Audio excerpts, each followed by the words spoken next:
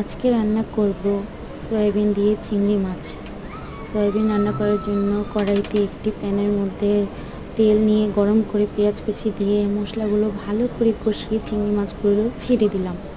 চিংড়ি মাছগুলো কষাতে সুন্দর করে ভালো করে না কষিয়ে আসা পর্যন্ত আমাদের ভালো করে কষাতে হবে, যত পর্যন্ত এটা ভাজা না হয়ে যায়।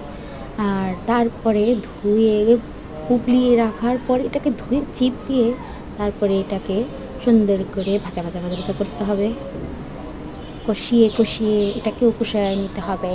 এত সুন্দর করে কষাতে হবে যাতে কোনো গন্ধ না থাকে কাঁচা হলুদ মরিচের। সুন্দর করে কষাতে ঢেকে দেব। কিছুক্ষণ ঢেকে কষিয়ে তারপরে পানি দিয়ে দেব, গরম পানি দেব। দেওয়ার পরে ভালো করে উবলানো আজার পর্যন্ত, সিদ্ধ হওয়া পর্যন্ত ভালো করে এটাকে জাল করে নিতে হবে। তারপরে এটাকে সুন্দর করে ধনিয়া পাতা দিয়ে পরিবেশন করে নিতে হবে। হ্যাঁ, এটার মধ্যে কিন্তু চিংড়ি মাছ যেহেতু, এটার মধ্যে জিরার গুঁড়ো দেওয়া যাবে না।